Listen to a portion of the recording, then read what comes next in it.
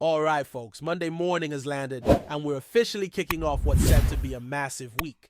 Cup final week. The countdown to Saturday's Scottish Cup final against Aberdeen is on, and while it's still a few sleeps away, you can feel the tension building already. That buzz, that nervous energy, that little voice in your head whispering, are we about to watch our team complete the treble? It's all starting to simmer. And look, I'll be honest, today's plan didn't even include a deep dive into the final. I know, ridiculous, but we've got time. Loads of it. We'll get stuck into that as the days go on. For now, we've got other bits to chew over. Big updates, big moments from the weekend, and a few tasty storylines to dig into. Now, quick detour. A couple weeks back, I threw out the challenge. 15,000 subscribers before the season wraps. We were miles off then, but would you? Believe it, we're right on the brink now. We've hit 14,425. That's 575 away. Just a couple of hundred legends jumping on board, and boom, we've done it. So if you're sitting there watching, enjoying the content, and you've just realized you're not subscribed to this semi-handsome Scottish guy chatting football every day, do the right thing. Hit the button, doesn't cost a penny, and maybe, just maybe, it'll bring us some good luck ahead of the final. 15,000 and a treble? Stranger things have happened. Speaking of strange things, or maybe not so strange if you've been following my recent hot streak, did anyone notice how close my James Forrest prediction came? I said it, I called it. Forrest to come off the bench, score late, probably from the spot, and boom, he nearly did just that. No penalty, but he was on the pitch late and he did bag that goal. Add that to the 5-0 against Dundee United that I predicted, and you've got a guy who's on fire. I am in form. Maybe I'll throw out another prediction before Saturday. Maybe it'll be a wild one. You'll just have to wait and see. Right, let's get into something a bit more serious. The Champions League situation. Because while everyone's focused on domestic glory, there's a huge European puzzle quietly being put together. The big question, will Celtic be seeded for the playoff round next season? That's the million-pound question. Literally, quick refresher for anyone who's new to this madness. We've got just one round to navigate before the league phase. Win that, and we're in. Lose it, and we drop into the Europa League phase. Still decent, but come on. We want the big time. The lights, the anthem, the giants of Europe. So to be seeded for that playoff, we need 4 of the 8 so-called danger teams to not make it to the playoff round. And as of now, 3 are already out. Olympiacos, gone. Shakhtar, out. Red Bull Salzburg, see you later. That leaves us needing just one more team to slip up. Let's look at Denmark. Copenhagen are top 4 points ahead of Michelin. Copenhagen have just 1 match left. Michelin have 2. So yes, it could come down to 1 single point if results go against Copenhagen, but let's be honest, they're the favorites to close it out.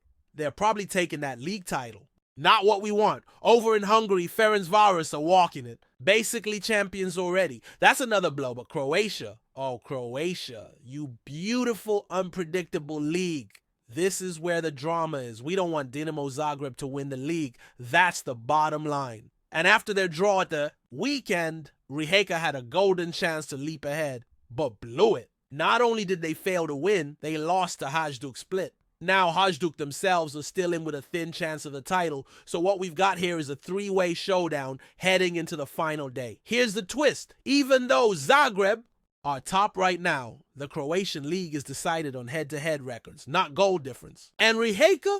They've got the better head-to-head over Dinamo, so if Rijeka match Dinamo's result on the final day, they'll finish ahead. They've got a home game against Slaven Belupo, who sit in 5th. Not exactly pushovers, but not world beaters.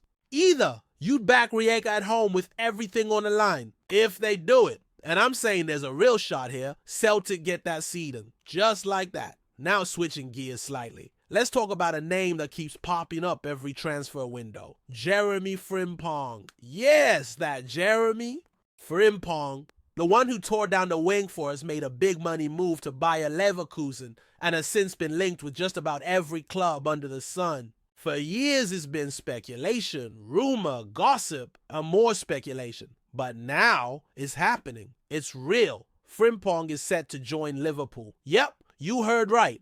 The Premier League giants have activated his release clause. Reportedly, around 35 million euros. and it looks like the deal is all but done. Romano gave it the here we go stamp. And you know what that means. Medical, contract, announcement, it's all coming. He's about to line up alongside Virgil van Dijk and Andy Robertson. 2 other names with big Celtic links. Not bad. Company for the lad. Now, here's where it gets tasty for us. Celtic are due a cut of the profit from his sale. Not the full fee, mind, but 30% of the profit. Buyer paid around $11.5 million for him, and they're selling for $30 million. That's a profit of $18.5 million. Do the maths, 30% of that is about $5.5 million coming our way. Not bad for a player we sold years ago. Add that to the summer transfer kitty, and suddenly the outlook gets a whole lot rosy. That kind of cash can make a serious difference. And as if that wasn't enough, the awards keep rolling in for the Celtic camp. Dyson might have picked up yet. Another honor, the Scottish Football Writers Player of the Year. Brendan Rodgers named Manager of the Year. And young Lennon Miller snapped up the Young Player of the Year. Clean sweep. Absolutely deserved. There was a lovely little nugget in Maeda's interview that made me chuckle. Turns out football wasn't even his first sporting love. Gymnastics, yeah.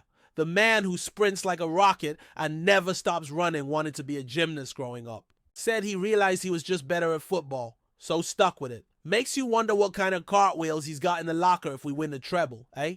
He also gave the most Dyson-Mida response possible when asked about a new contract. Said he's not thinking about it, focusing on the team, just wants to enjoy his day off. Classic. But look, he's got a couple years left on his deal, so no panic yet. Though with his talent, his energy, and what he brings to the side, you'd hope the club are working to lock him down for longer. Let's hope those conversations are happening quietly in the background. Speaking of contracts and futures, Brendan Rodgers has been doing a bit of reflecting. After picking up his Manager of the Year award, he talked about his early days, shifts at a John Lewis distribution center, coaching in the evenings, grinding away before he ever got a proper foothold in football. It's easy to forget that. These managers didn't all start at the top. Rodgers earned his stripes. And now he's thinking about what comes next for Celtic. He spoke about Europe. The hunger for more. The pride in how close we ran Bayern Munich. The belief that we're building something special. This past season's target was clear. Get into the top 24 of the new Champions League format. Job done. But next. Season brings new challenges. A qualifying round to navigate. And while it comes early, it's arguably the most important match of the whole season. Win that.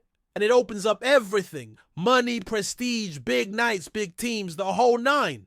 Yards.Rodgers is also thinking legacy. He talked about the importance of 3 things. Making money for the club through player sales, improving players individually, and this one caught my attention, fast-tracking academy talent. That last one's big. He wants the pathway to the first team, to be clear, to be used, to be producing regular talent. That's not just good management. That's building for the long term. That's building something sustainable. And listen, Europe's not just a sideshow anymore. It's central. It's where reputations are made. You win domestic trophies, great.